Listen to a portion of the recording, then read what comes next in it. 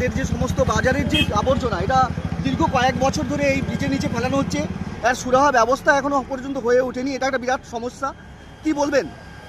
আমরা বারংবার চেষ্টা করছি পঞ্চায়েত এবং জেলা পরিষদ, পঞ্চায়েত সমিতি প্রশাসনের মাধ্যমে যে একটা ভ্যাট বড় ধরনের করা উচিত, কিন্তু দুঃখের বিষয়ে এই এলাকায় বিরাট খাস ল্যান্ড নেই। মানে একটা ভ্যাট বড় ধরনের করতে গেলে এটা বিরাট 30-32 জায়গার লাগে।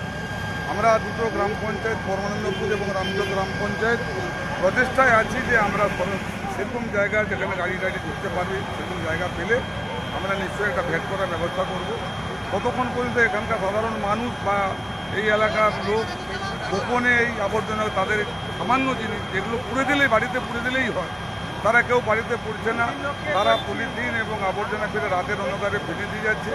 গত বছর এভাবে আগুন লাগছিল, তাতে স্থানীয় কিছু লোক লেগেছিল এবং আমাদের জেলা প্রশাসনের তরফ থেকে ফায়ার ব্রিগেড এসে আগুনকে নিভিয়েছিল। এবারেও আমরা মিনিটের মধ্যে জানতে পারছি, সঙ্গে সঙ্গে খবর দিয়ে ফায়ার ব্রিগেডকে বলা হয়েছে, ফায়ার ব্রিগেড এসেছেন এবং তারা তৎপরতার সঙ্গে আগুনকে অ্যারেস্ট করেছে এবং আগুন এখন আয়ত্তের মধ্যে। তো আমরা চেষ্টায় আছি যাতে না এই ব্রিজে, যমুনা নদীর উপর যে ব্রিজ আছে, ব্রিজকে রক্ষা করার স্বার্থে যাতে না আবর্জনা ফেলা না যায়, যার জন্য আমরা ব্লক প্রশাসন ও দুটো গ্রাম পঞ্চায়েত মিলে একত্রে কীভাবে একটা বড় ধরনের ভ্যাট করা যায় এবং দিনের পর দিন যেভাবে আগুন না ফেলে এখানকার ব্রিজটাকে নষ্ট না করে, নদীকে না আবদ্ধ করে, তার ব্যবস্থায় আমরা প্রশাসনিকভাবে হস্তক্ষেপ কাজে লাগাই। এখানে বাজারে যে ব্যবসায়ী সমিতিরা রয়েছে, অনেকগুলো ব্যবসায়ী সমিতি রয়েছে, তাদের কি উদ্যোগ রয়েছে, আপনার কি মনে হয়? তাদের উদ্যোগ, তারাও চেষ্টা করছে, কিন্তু জায়গা সংকুলন না করার তারাও ব্যর্থ।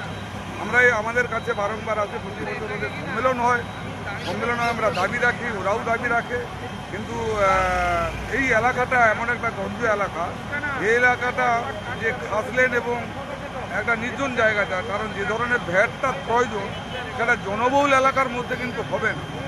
যা জনবহুল এলাকা এত এখানে আছে, যার জন্য এখানে ঠিক সেরকম ধরনের জায়গা আমরা সংকুলন করতে পারছি না। যার জন্য আমাদের এখানে ব্যবসায়ী সমিতি বলুন, স্থানীয় প্রশাসনগুলো, আমরা কিন্তু এখানে চুপচাপ আমরা দেখছি, কিছু করতে পারছি না। আপাততভাবে আমরা ব্লক প্রশাসন এবং দুটো গ্রাম পঞ্চায়েত মিলে যৌথ উদ্যোগে আমরা চেষ্টায় আছি যে বড় ধরনের একটা ভ্যাট করে যাতে আগামী দিনে এই সমস্ত ঘটনা না পড়ে, তার আমরা আপনার চেষ্টায় আছি। নদী সংস্কার নিয়ে কি ভাবছেন আপনারা? নদী সংস্কার 2012 সালে হয়েছিল, চন্যা নদী কেলেগাই বাগুই চন্যা নদী সংস্কার হয়েছিল। আমরাও ব্লক প্রশাসনের দাবি রাখছি যে চন্যা নদীতে এখন জল আসছে না, এই সময় যদি জল থাকতো তাহলে কিন্তু এই জিনিসটা হতো না। চন্যা নদী আমাদের দেওগঙ্গা থেকে আপনি চল্যাব্দ আবার পুনরায় মজে গেছে।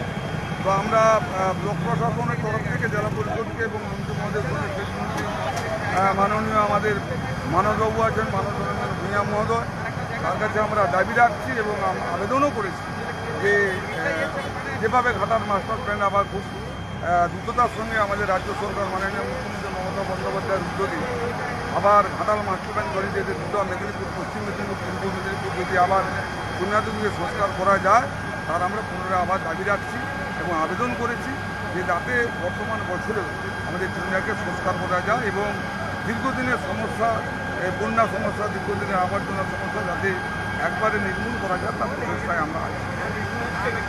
বছরও আগুন লেগেছিল, আবার এই বছরও আগুন লাগলো ঠিক একইভাবে, তাহলে কি কোথাও সুরাহার জায়গা থেকেই?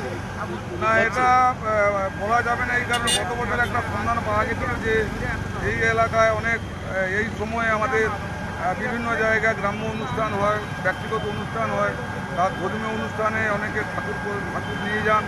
সেই সময় ঠাকুর প্রশাসনে অনেক সময় আতশবাজি ফাটানো হয়। সেই কারণে গতবারে একটু অগ্নিসংযোগ হয়েছে, এবারেও গেছে, কিন্তু আমরা বলতে পারছি না যে আমরা দেখছি না তো কেউ, কারণ আমরা প্রত্যেকটি মানুষ আমাদেরকে খবর দিয়েছি, দেখছি না যে কারো এরকম একটা প্রশাসন গেছে, কিন্তু প্রশাসন গেছে কি এই সন্ধ্যার সময়, এই গরমের সময়, দুটা এই বলাইপন্ডা বলছা দুটা ব্রিজের উপর রেলিংয়ে প্রচুর মানুষ বসে বিশ্রাম করে, বসে আড্ডা মারে।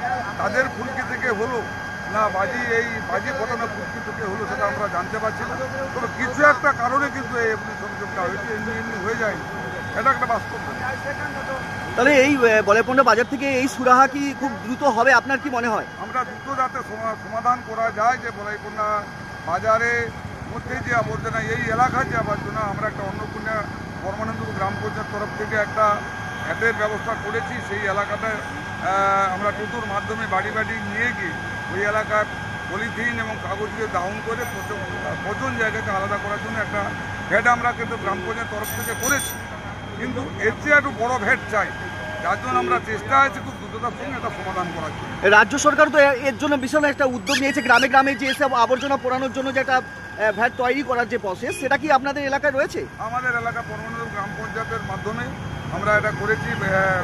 কোতলা বলে একটা বাস্তবেজ আছে, কোতলা বাস্তবেজে আমরা করেছি, সেটা উন্মোচন খুব রিসেন্ট হবে। আমাদের মাননীয় মুখ্যমন্ত্রী প্রতি গ্রাম পঞ্চায়েতকে 3টে করে টোটো দিয়েছেন, সেই টোটোর মাধ্যমে আবর্জনা নিয়ে গিয়ে ওইখানে পলিথিন কাগজকে আলাদা করে তাকে দহন করা হবে এবং বাকি বর্জ্য পদার্থকে পচিয়ে দেওয়ার জন্য উন্নত ব্যবস্থা করে নেওয়া হবে। এরকম একটা ব্যবস্থাপনা গ্রাম পঞ্চায়েত তরফ থেকে করা হচ্ছে দ্রুততার সঙ্গে।